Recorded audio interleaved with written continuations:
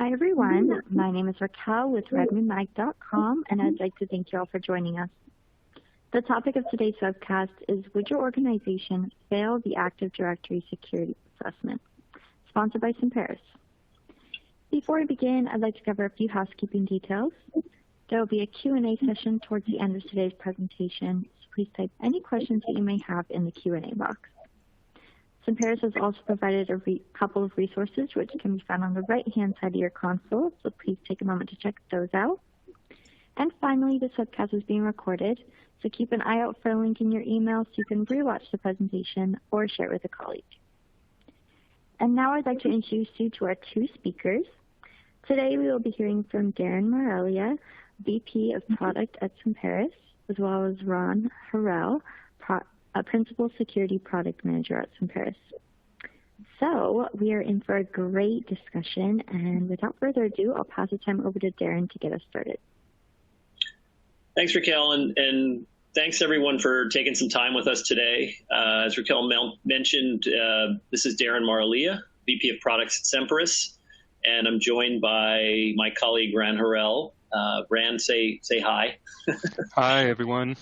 Yep, and so just briefly on Semperis, and I'll talk some more about it at the end of the presentation, but we are a identity protection and cyber resilience platform focused on Active Directory security, and have been working in this space for a while now. And why we're talking about this now is we came up with so there's a couple things that are kind of converging, and let me kind of set the stage for those. So, you know, Active Directory in the past, and I'd say that this is increasingly changing, but it's often been ignored from a security perspective. That being said, it's become a key target for attackers. You can go back, I don't know, 5, 6, 7 years now, and folks have been increasingly looking at Active Directory as a rich source of information from which to escalate privileges, move laterally, and compromise systems within an environment. We saw it most recently in the SolarWinds series of attacks, where at least part of the attack path in that SolarWinds was compromising privileged Active Directory identities and using those to move vertically into Azure and compromise resources in Azure. So, you know, traditionally, the compromises were happening on-prem, and now we're seeing them happen both on-prem and up into the cloud to those resources that AD users have access to. And unfortunately, what we've also seen through our experiences is that many AD implementations have big holes in them. I talk about big enough to drive a truck through, but, you know, seriously, the majority of AD shops are sort of overwhelmed by the various paths that attackers are taking today, and those attacks are getting more sophisticated. You've got nation states that are coming after Active Directory and looking for paths to get privilege escalation and either launch ransomware or steal and exfiltrate data. Whatever the sort of mode of operation is, Active Directory is often ill-prepared in most organizations for those kinds of attacks. And as I mentioned here, it's increasingly being used to sort of move vertically into the cloud. Yeah, so as Darren said, Active Directory is a very lucrative target. It's usually quite a complex beast. It's been around for ages. Organizations that I've set up years ago will usually find a lot of evidence of legacy stuff in there, right? Users, computers, old servers, things that were never cleaned up. And this is exactly what attackers look for, right? So I've actually been a pen tester in a previous life about 15 years ago. And even back then, you know, finding these things, finding an old computer whose password's never been changed, or a user with a little bit of elevated privileges that somebody forgot to change that was not in the monitored group, things like that. That's usually what attackers go for. And today, we're seeing a lot of these being automated, a lot of tools out there like Mimikatz and other types of tools that attackers are using for their own purposes. All of these really create a situation where whenever an attacker is able to find a way in, they can usually, once inside, find something in Active Directory to take advantage of that will enable them either to gain persistence within the environment or to escalate their privileges so they can actually achieve their objectives, or just to move around the environment to continue to look what they're actually after. And I think in this presentation, we'll discuss several types of attacks. Some of them are very advanced nation state type attacks, and some of them are trivially simple, really that anybody can carry out. And it really runs the gamut. So whenever we see an engagement, whenever we talk to customers, even the ones that really put a lot of effort day after day in protecting their environment, they'll always have something there, right? That's why it's critical, as we'll continue to talk throughout the presentation, on looking at these things, having a process in place to continuously look at these things and really make sure that the environment is hygienic and it's continuously being looked after. Yeah, so one of the things that we've done recently, which has been really exciting, we have a lot of folks in the organization that have been around the Active Directory world and the InfoSec world for a while, and we came up with this idea that the security vulnerability, if you want to call it that, or the configuration vulnerability of Active Directory from a security perspective, that knowledge needs to be democratized. It needs to be available to as many people as possible so that when they're managing their Active Directories, they have the tools necessary and the knowledge necessary to harden those. And as Rand said, to be able to continuously monitor against that. What we've done recently is we released a tool into the public domain called Purple Night, and the URL's here on the screen. You can go request a copy of Purple Night. And Rand, why don't you talk a little bit about the kind of the goals of Purple Night and what we're trying to accomplish with that? Yeah, absolutely. So Semperis has been around for about 8 years, and really the top people who know and literally have written books about AD have been creating products that are installed to protect AD. But where we really saw an opportunity here was to take that knowledge and, as Darren said, democratize it, meaning make it available in a way that it's possible to be run anywhere without having to undergo the installation and so on. And we're talking about a free tool that's available for download, and that runs against an AD environment without special privileges. So basically domain membership only. And it runs indicators, which are basically questions that we want to know about our AD environment. Do we have any privileged users outside of the built-in protected administrator groups who are actively being used, for example? Do we have any misconfigurations on DC synchronizations, and so on and so forth? So we have about 65 of those currently, and we're continuously adding more. And the goal of this is really to create this scorecard or snapshot of what's happening in our AD environment, but also to make this actionable, right? So the end result of this exercise is to create a report that not only tells you what the state of your Active Directory is, but the steps you need to take to improve the security posture, right? So it goes from critical findings, things like evidence of Mimikatz tool being used, or very highly privileged admins that are not being monitored, things that you need to take care of right now. And it goes to informational indicators, things like lists of users that you should probably take a look at because their privileges might be just a bit too high, right? Things like that. And it just provides very actionable reports for things that you can do right now to improve your security posture. And based on that, we went to a lot of our customers and additional companies that were trying out this tool, and we learned a lot, right? We looked at hundreds of reports, and we saw a lot of commonalities, a lot of issues that occur throughout different industries, different sizes of AD implementations, from the dozens of users to the hundreds of thousands of users. And I think what we're going to present today is kind of the what we found to be most common across these various installations. Great. Yeah, thanks, Ron. And so what are some of those common weak spots? Well, the way Purple Knight is organized and the way we sort of think about this is around 5 different categories of kind of Active Directory security. So account security, meaning for individual accounts, users, groups, any security principles within Active Directory.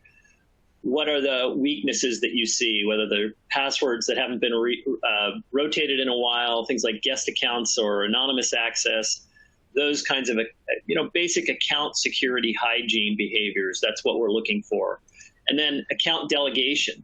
As you all know, that if you've been managing AD for a while, the Active Directory delegation model is incredibly rich. And with that richness comes lots of complexity. And with complexity comes the chance for sort of over-delegating privileges in various key parts of Active Directory. And I can't tell you how many ADs that I've visited on where the permissions that were meant to be constrained to a parent container ended up flowing down into child containers in ways that users weren't expecting. And that was just maybe due to lack of understanding of the security model, or just feeling like we need to solve a problem in the short term, so we're going to just over-grant access and worry about it later. And those are the kinds of worry about it later scenarios that attackers love to take advantage of. AD infrastructure security. So are there settings within the configuration of AD itself that leave you open to attack? Kerberos security. I've seen over maybe the past two, 3 years that the attacks and the tooling around Kerberos-based security have gotten more sophisticated. So there are a ton of ways to use Kerberos and abuse Kerberos in a typical AD environment, and we'll talk a little bit more about that. But that's an area where there are some things that you can do in your use of Kerberos to sort of make it more difficult for attackers to take advantage of that. And then finally, my favorite, good old group policy. I've seen lots of interesting, I've also written about lots of interesting group policy exploits or group policy-based takeovers by attackers in the wild once they get access to AD and are able to get in and edit GPOs or link GPOs where they want. Okay, so Rand, do you want to talk a little bit about these some of these risks? We're going to just kind of go through each category and talk about some risks and some suggested mitigations. Right. So let's start out with password policies. We've been dealing with passwords for a long time now, and we're still not doing it right, apparently. Right. Some of the things that we're seeing around passwords, and this is true pretty much everywhere we go, right? There's always going to be somewhere where there's an admin account that hasn't been changed for a year, right? Some account that's falling out of the normal policy of changing passwords and password complexity. We'll see a lot of service accounts that have old passwords.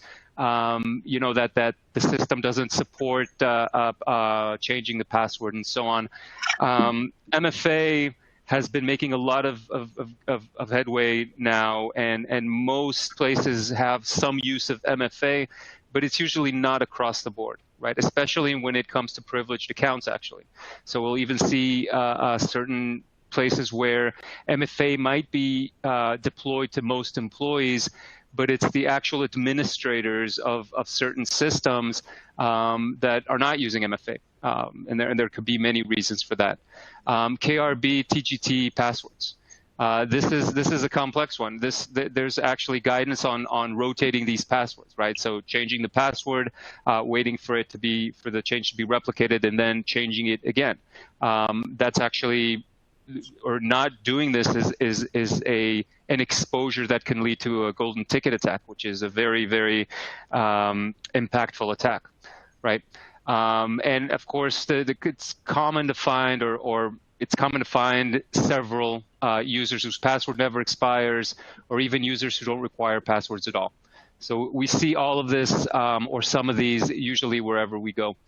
An example of an attack that works on these kinds of exposures is something called password spray, right? So it used to be the common attack method on accounts used to be brute force, right? I'm gonna hit a certain username with all the passwords I can think of using a dictionary attack or some other form of attack until I get in. And we know how to overcome that, right? Whenever we see several unsuccessful logons, we'll just lock that account and raise an alert and so on.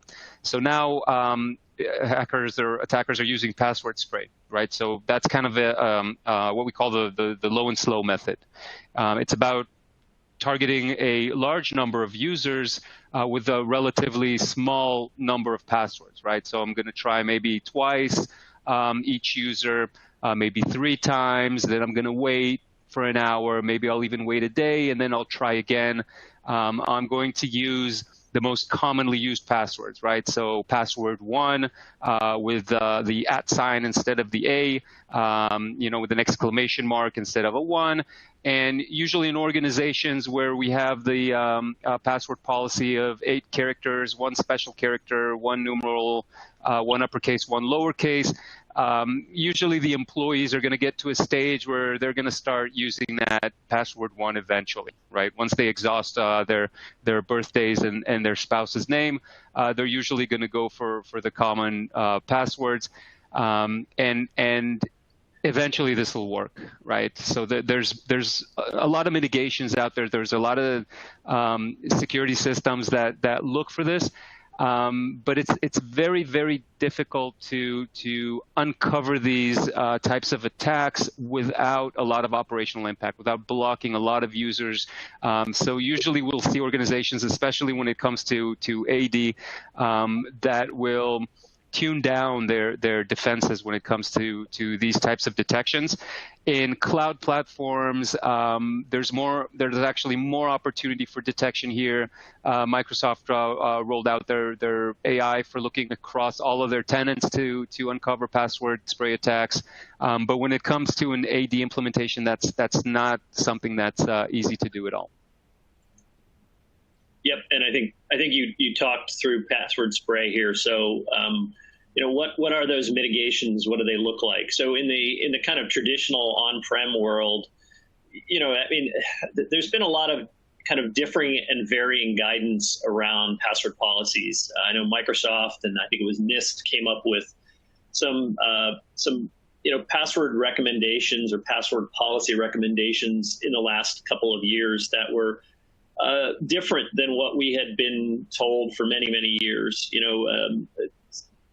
Questions around, how long passwords should be allowed to live, password complexity requirements, things like that, length of password. And I think part of that was based on the reality of user behavior and how users respond to having to change their passwords frequently and often respond by creating passwords where 1 character is different and that's it. And so if you know 1 base password, it becomes much easier to guess the next password that the user might have put in. So I think all of that is good progress, and obviously we're all trying to get to the world of passwordless, and that's useful as well. I think where we run into challenges with AD is around privileged accounts and service accounts, and not so much in the end users, but how do you ensure that these privileged accounts and these user account and the service accounts are being rotated frequently, and especially if they're privileged and service accounts, which is kind of the worst of all worlds. That a lot of applications, as Rand said, don't lend themselves to or aren't tolerant to password rotations But if you have applications that are or can use group managed service accounts, which are Microsoft's response to this problem for service accounts, where they auto-rotate their own passwords. If you have applications that are able to deal with group managed service accounts, then we highly recommend using those if you can. If you have one password policy for your regular users in Active Directory, you know that there's fine-grained password policy out there that allows you to set different password policies for other groups of users.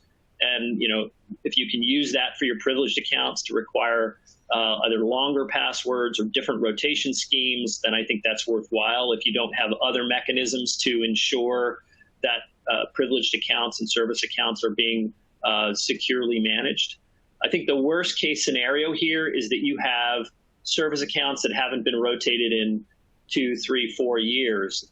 The problem with that is that likely 4 years ago when that password was set, the urgency around complexity and the urgency around making passwords hard to brute force was not the same. And so if you have accounts that had, let's say, relatively simple passwords set many years ago, those are going to be, it's easy for an attacker with read access to Active Directory to find users with password last set very, very long ago, and then hone in on those, especially if they find that they're in privileged groups. So you have to keep thinking about how an attacker thinks about this, which is, I want to find the easiest path to get privilege escalation, and that's going to be the dirtiest objects that you have in your AD. And again, MFA for privileged users is really a must nowadays. There's lots of nice adaptive MFA features, conditional access, that makes the impact on these privileged users low, meaning that they're not getting prompted every single time if nothing is changing in their behavior. If they suddenly pop up on a continent that they've never logged into before, then that's when you want to MFA prompt them. But if not, they should be able to just go about and do their business. And I think it's gotten to the point now where this shouldn't be an impact on certainly privileged users, if not all users.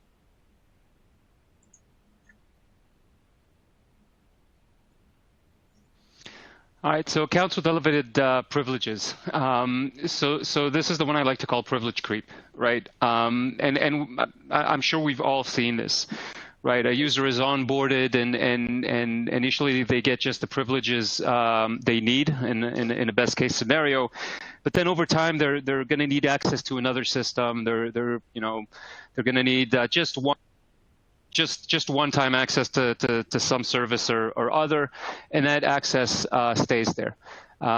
This is true for users. This is true even for temporary accounts like vendors or part-time employees or things like that. Even service accounts for temporary applications or for installations or some other kind of work that's done and it's not cleaned up appropriately. Over time, these build up.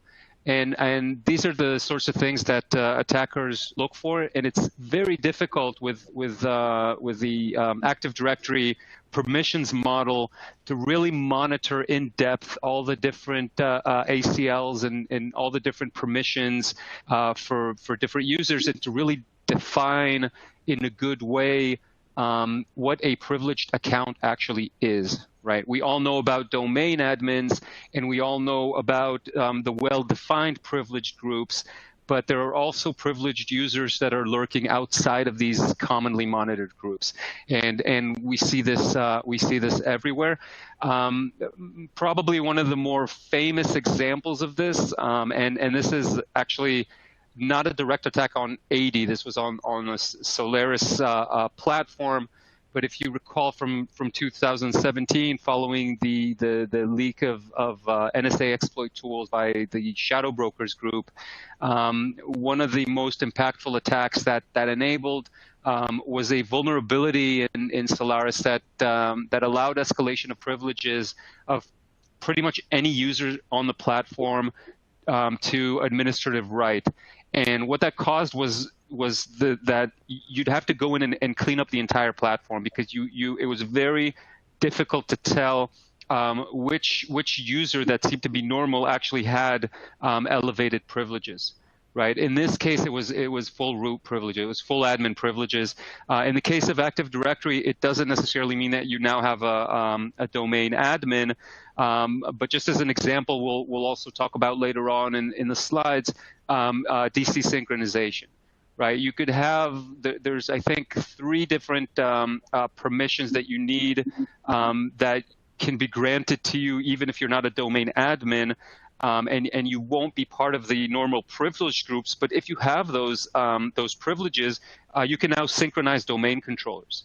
Right, so you can pretty much start stealing password hashes, even leading up to golden ticket attacks. We'll talk about that later on, but that's just an example of a hidden admin, right? A shadow admin, and this goes for administrators for all types of services and applications in the environment. And it's really important to be able to first of all define what a privileged user is, then be able to identify them and make sure they're being protected accordingly. Yeah, I think it's a really good point, Rand, that privileged has different meanings in different environments, right? So, the low-hanging fruit is always domain admins or enterprise admins, and yes, attackers like to go for that because it makes their job easier. I mean, basically, at the end of the day, we're all kind of lazy and take the path of least resistance. I mean, even an attacker, they're going to find the shortest path to domain admin because once they have that, then it's game over. But a more sophisticated attacker, a nation-state attacker, someone with a little bit more patience, is going to sit in an environment, look at the ways that privilege has been granted, and sometimes what privileged means is access to applications and data that are important to the company. If I have a database application that contains customer PII, then the administrator who's the administrator on that database application is a privileged user. They may not be a member of domain admins or any of the built-in traditional AD groups. They may be in some AD group that's irrelevant from a AD management perspective, but very interesting to an attacker. So you have to sort of think about privileged access across the various assets within your organization. And find not just members of domain admins, but the ability to find those hidden or shadow admins throughout the organization, and then ensure that they're securely managed and delegated. This is a key point here. And I think I talk about this in a subsequent slide. But if I have a low-level user who's a member of, let's say, the help desk, who has full control over one of these shadow admins, then that means a compromise of the low-level user equals a compromise of the shadow admin, and we'll talk more about that. But these it needs to be clear, a clear notion of what Microsoft used to call, and actually still calls, the tiering of admins, meaning that you have admins assigned to tiers that they're responsible for managing, and they don't cross those tiers. And from an AD delegation perspective, AD delegation doesn't facilitate crossing of the tiers. And that's actually more complex than it sounds, but it is an important part of this. And since we're on that topic, let's kind of dive in and talk about the risks around AD delegation. Rand, do you want to cover this? Or do you want me to? Yeah, I'll start. Right. So what we're talking about, AD delegation, as Darren mentioned, first it's about understanding what belongs to who and who should have access to what, right? And then if we need to provide access to different users who would require that type of access, right? And we need to define what those sensitive objects are, and some of them are listed here, right? Yeah, for sure. And we can dive into some of these as needed, but I think the point here is that there are sometimes non-obvious places that you need to pay attention to. As admin SD holder and the SD prop feature within Active Directory, this is this idea that certain protected groups have their ACLs periodically restamped with the ACL definitions that define on the admin SD holder container. So if somebody were to get a hold of the ability to write to that container, and particularly write permissions on that container, then they could change the effective ACLs on all protected groups, all groups that are protected by admin SD holder, which end up being objects that are marked with the attribute admin count equals 1. So that it's kind of into the weeds, but these are things you have to be aware of, because these kinds of changes, seemingly benign changes, if they're happening in your environment and you don't know why they're happening, or they're happening by some user account that shouldn't make those changes, that's a big red flag. Same with the domain NC head. This is the domain object that you see in AD users and computers. It's the actual domain root object. If I have the ability to write to that object as an administrator, there's all kinds of nefarious things that I can grant access to. I can link GPOs. I can change the security permissions on that object and grant access to be able to sync Active Directory changes, as Rand was talking about, that DC sync capability. So this is extremely problematic. Same with GPO containers, or containers where GPOs are linked, especially those where GPOs are processed by domain controllers. And all of these are checks that we have in the Purple Knight tool that we're trying to sort of bubble up the ones that we see most frequently and most urgently. And then again, when I talk about cross-tier delegation, your delegation model has to match your administrative model. You can't allow, in the model of tiering, where tier 0 is domain controllers, tier 1 is servers, and tier 2 is workstations, you can't allow tier 2 admins to be able to manage tier 0 admins. That should never happen, and vice versa. So this notion of cross-tier delegation can lead to all sorts of trouble. And tools like Bloodhound, which look for attack paths across your Active Directory environment, they love to see these kinds of permission delegation weaknesses. And it's just basically a roadmap for attackers to be able to move laterally and escalate privilege. Right. So these are examples of attacks that are more on the advanced side. So your common ransomware attack will not utilize these types of attacks. These are more at the nation state or APT level. But the reason why I like talking about these is because I think they exemplify the type of impact that you can create once you are able to take advantage of AD to a certain extent, and then even lead to additional attacks, which we'll talk about later, right? So DC Sync and DC Shadow are great examples of attacks that take advantage of the directory replication service remote protocol, right? This is a protocol that is designed for DCs to replicate and be able to have one unified directory services across the environment. Right now, if I'm an attacker and I'm able to create a situation where I have a user with the appropriate permissions, usually we think of domain admins, but it does not necessarily have to be a domain admin. Right? For doing DC Sync, I basically need rights to replicate directory changes. It's 3 specific permissions, which are usually not specifically monitored for, and you don't necessarily have to be part of the domains admin group. And an admin will need to provide these permissions, but once that's done, we could potentially have a user with these specific permissions and then remain persistent in the environment that way. Once we have a user with those types of permissions, what we can actually do is create a rogue DC, right? So we can register a domain controller and start replicating to that domain controller, and actually use that to synchronize our very own DC, and then look at all the credentials on that DC and start breaking those credentials, right? And that's one of the paths that can then lead us to a kerbtgt hash. It can lead us to other administrative hashes or other user hashes.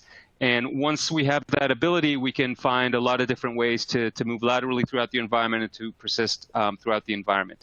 And then an even worse situation is when we're able to replicate that rogue DC back into the environment and actually inject our own users and our own backdoors into the environment. That's what's called the DC shadow attack, right? And once we've done that, we can then deregister the rogue DC, hide our tracks, And now we have a great backdoor within the environment for persistent access.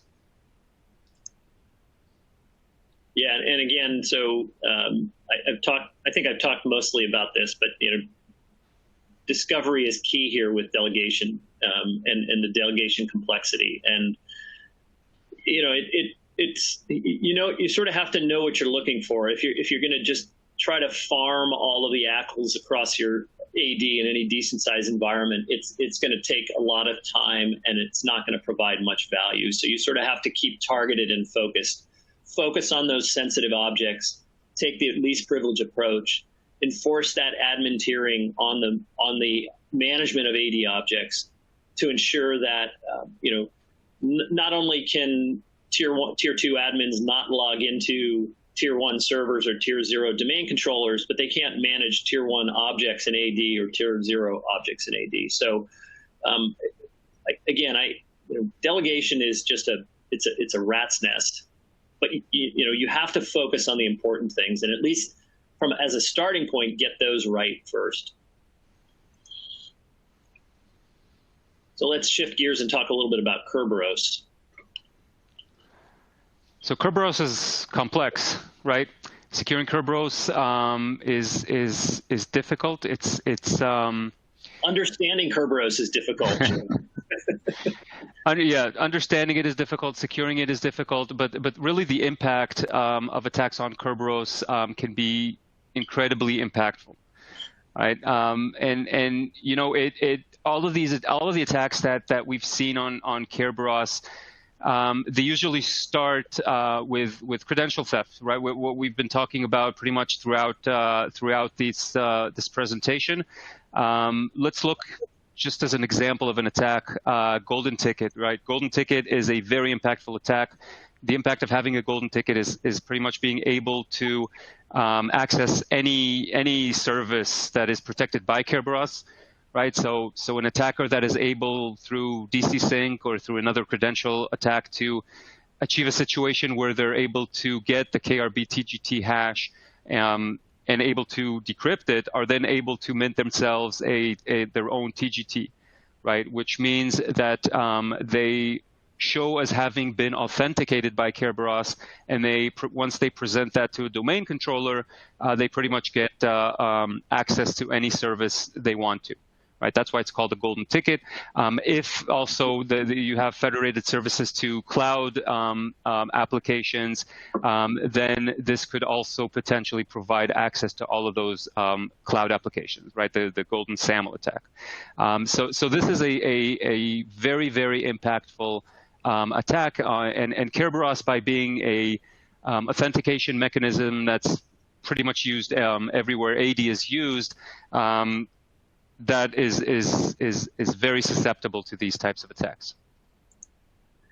Yeah, and I think what we've seen a lot in organizations is probably the #1 cardinal sin with respect to Kerberos security is to define Kerberos delegation on a particular service account or machine account and use unconstrained delegation. And this screenshot sort of shows where in AD users and computers you can look for actually this is different, but on the delegation tab of a particular user account or a computer account, you can set Kerberos to be completely unconstrained, meaning any Kerberos service can be accessed using this from a delegation perspective.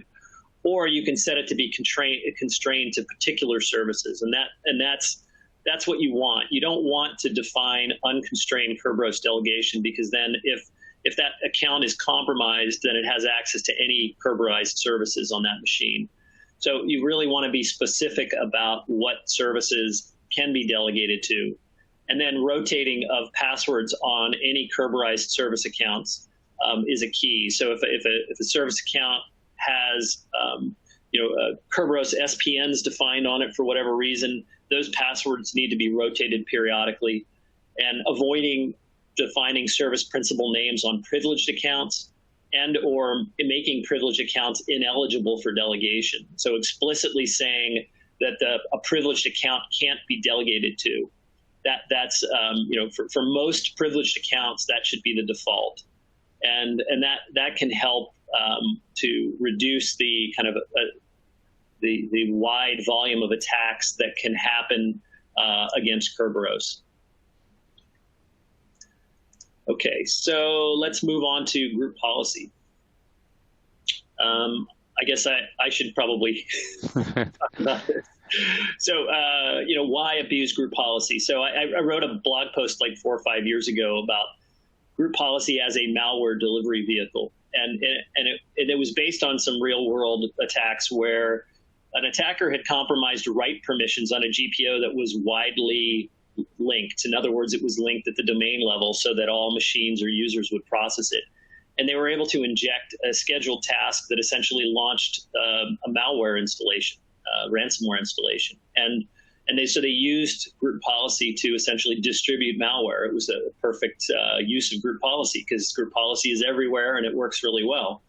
So, what I've seen over the course of time is that there's a lot of things you can do with group policy. A lot of the weaknesses in most group policy implementations are based on weak delegation. Again, the ability for low privileged users to write to GPOs that are linked to broad swaths of your user or computer population is a bad idea.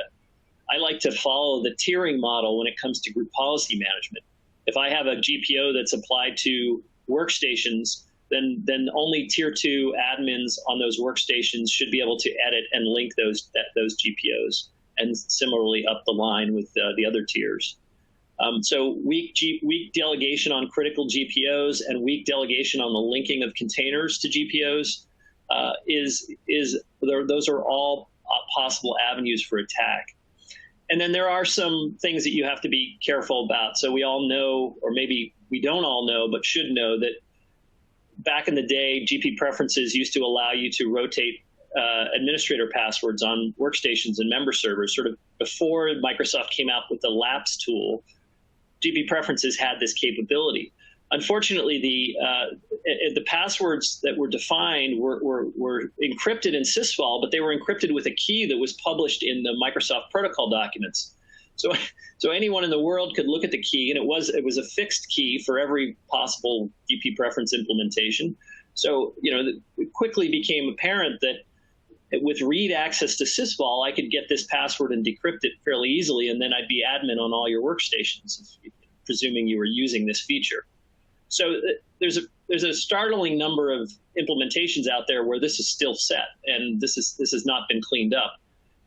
Now, that doesn't mean the passwords are still relevant. Maybe they are, maybe they aren't. But having it out there is a huge hole. And when I've watched discussions between pen testers about things that they start with, this is one of the areas that they start looking for first because it's easy.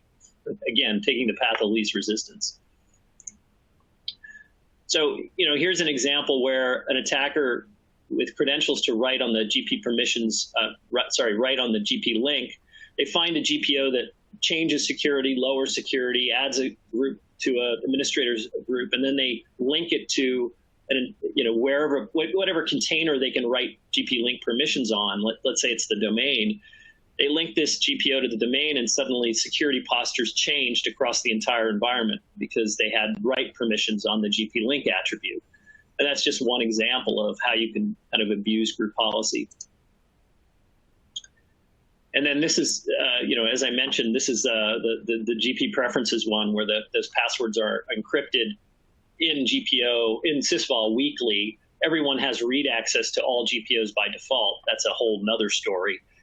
And then they're able to get those passwords and crack them easily. So again, keep tight delegation on who can edit GPOs, especially GPOs linked to the containers processed by DCs.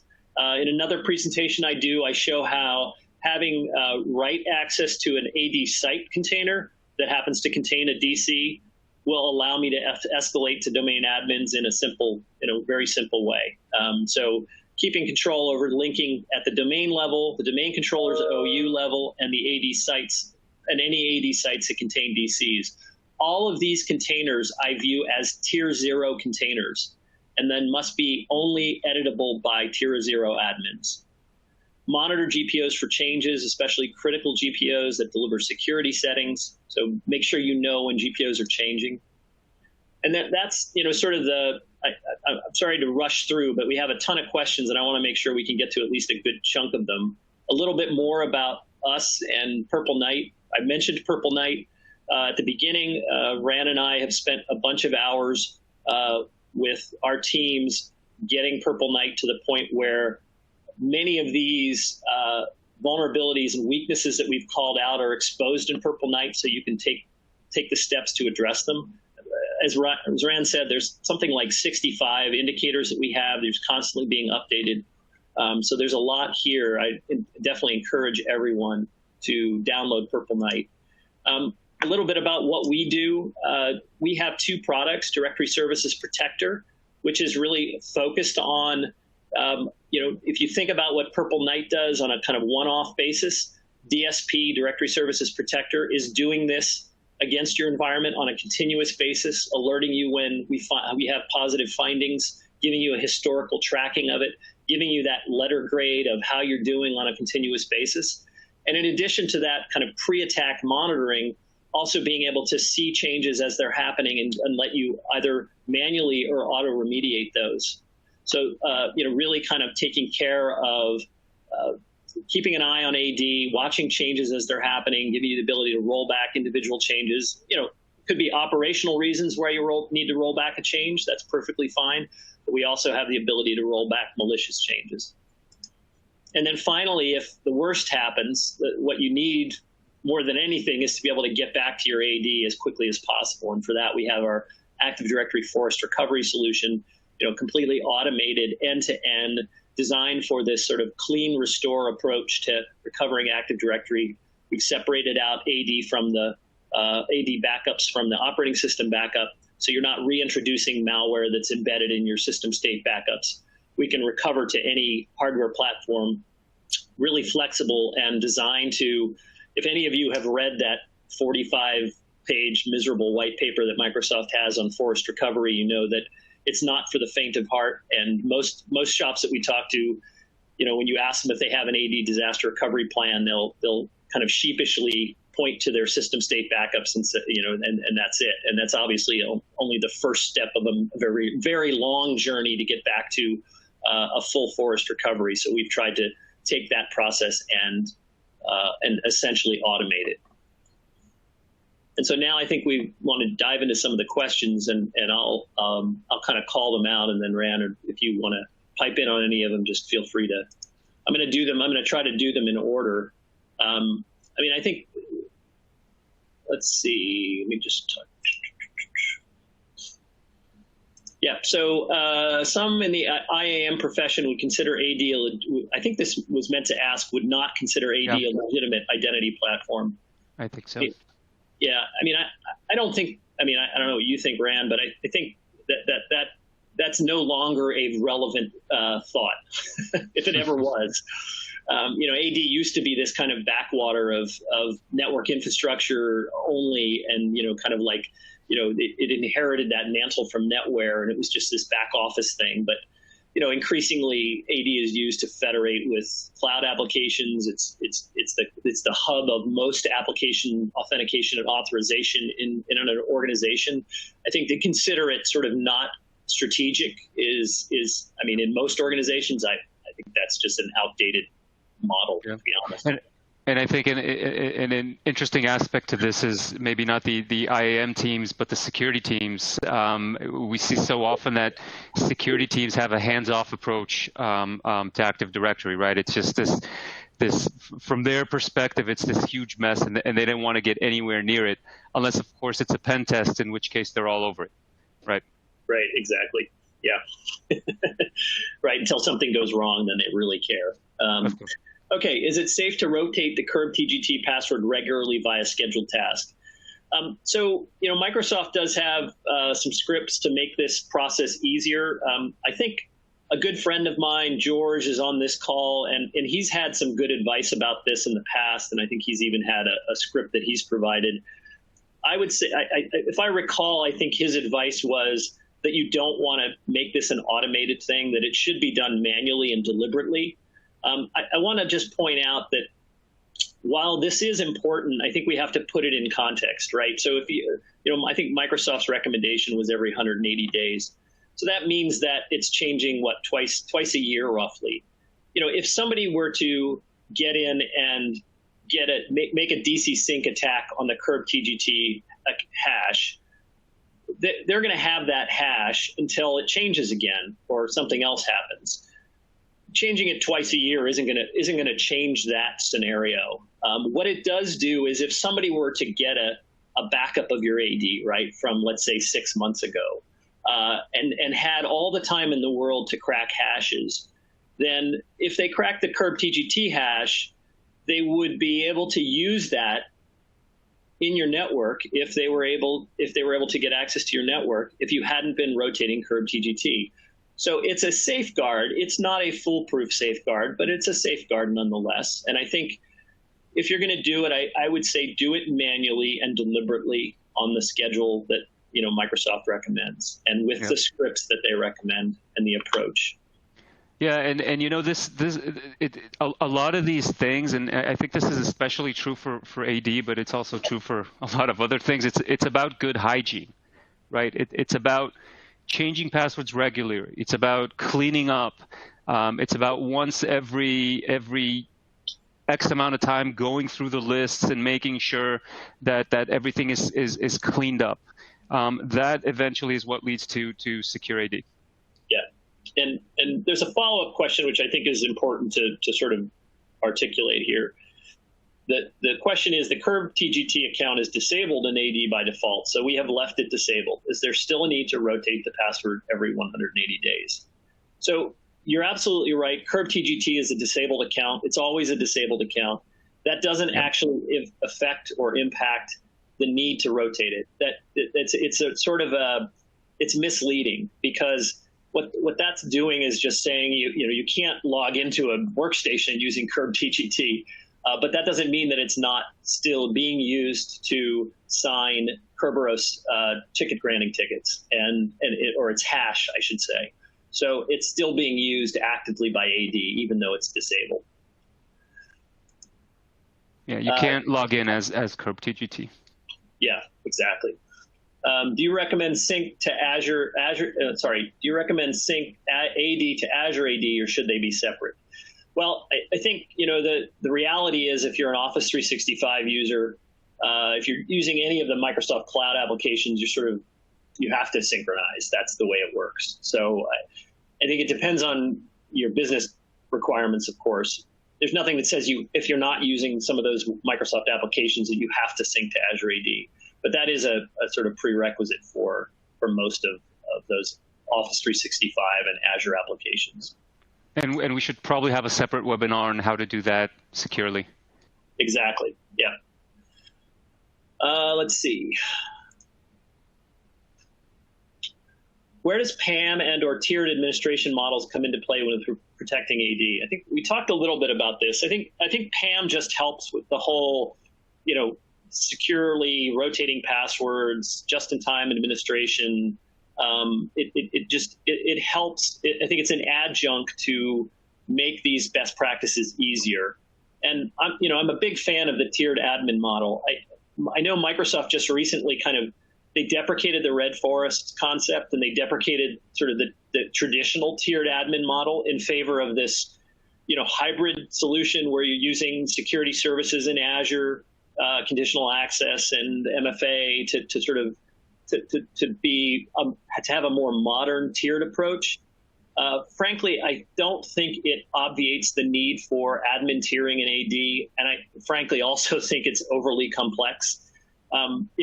People complain that tiering and setting up tiering was overly complex, and I spent a solid day walking through the new approach, and my head was spinning after the end of it. So I think it's going to be up to you and your level of sophistication in terms of how you approach this.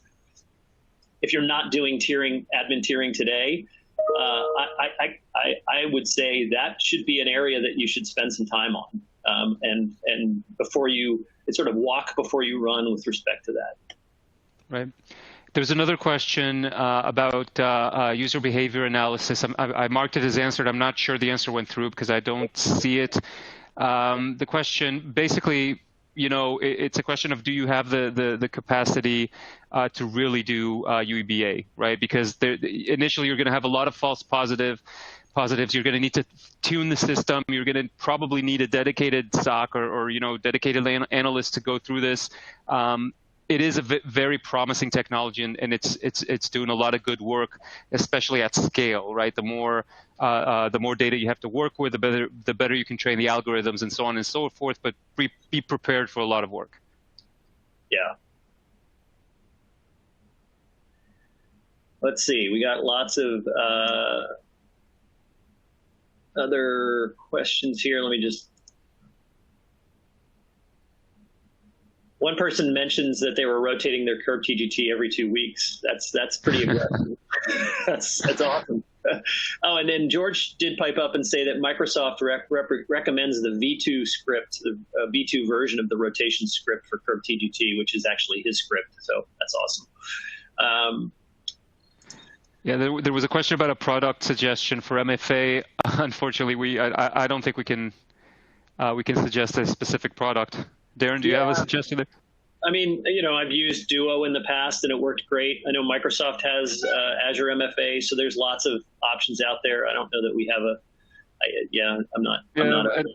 I don't think it's the specific product, right? It's the implementation. So make sure you are first of all, any MFA is probably better than no MFA, right? And make sure that if you're using OTP, then your the seeds are protected and you're doing it right, basically. Right. Yeah. Exactly. I think there's a good question in here about potential risks present in AD partitions such as schema or configuration, and I think it's actually a really good point because. There are ways you can take advantage of schema. We have one of our indicators in Purple Knight looks for changes to the default security descriptor in the schema partition. The default security descriptor is the list of ACLs that get stamped on a newly created object based on object class. And if an attacker were to get into that, they could stamp an ACL on every new object that gets created, a particular ACL. So I think there are potentially risks there. I haven't seen a lot of that kind of attack in the wild, but I think it's definitely something to be aware of and to at least make sure that your delegation is strong there. Again, only tier 0 admins should be able to edit configuration and schema partitions, and those people should be very tightly controlled. Privileged access workstation, MFA, there's a list of controls that you can put in place to make sure that those folks are highly controlled. Let's see, I'm just kind of hopping around here. Let's see. Brian is asking about adding more indicators. We're continuously adding more indicators. Next week, we're releasing the new version. All the indicators have been updated. What's great about Purple Knight is that we're, and this was our goal, right, is to create a community. So we're getting a lot of great feedback, and I really encourage all of you to download the tool, join the Slack channel, give us your feedback so we can add more indicators and improve the existing ones as well. There's a question here, and maybe this will be the last one we have time for. Discovering delegation anomalies a good IOC or indicator of compromise in DC sync or DC shadow? It's a great question. I think DC sync is typically used to steal credentials. I mean, full stop, right? If I have the ability to pull password hashes from an AD domain controller, which is the directory services changes all permission on the domain NC head. If I have that permission, then I can pull credentials. And once I have those credentials, then I can do anything. So there's a lot of indicators of compromise once that occurs. And delegation is probably not the most obvious one. With DC shadow, that allows, it's sort of the opposite of DC sync. That allows you to inject changes into Active Directory. arbitrary changes, and they never show up in the security event log. And I think the most obvious indicators of compromise for that are changes to objects that grant those objects privileged access. So, the one that we use when we're demoing our DS Protector product is injecting the enterprise admin SID into SID history on an arbitrary user, and essentially making that user an enterprise admin in a very non-obvious way. And so if you were to see changes like that, that's a pretty good example of DC shadow going on. Yep, and on the Purple Knight side, we're also looking at SID history for users. So Purple Knight is a snapshot. You could call it an IOC. I don't know if you could link it back to DC shadow specifically, but you could uncover the impacts of such an attack. Yeah, great. Okay, I think we covered pretty much everything, and we're a little bit over time. So I really appreciate all the great questions and everyone sticking around, and hope this was useful. Definitely check out Purple Knight and come visit us at semperis.com to check out our products. Thank you so much. Thank you, Darren. Thank you, everyone. Thanks, Rand. All right. Thank you so much, Darren and Ryan, for being with us today. And thank you also to the audience for attending today's webcast, which was sponsored by Semperis and presented by redmondmike.com. Have a great rest of your day, everyone.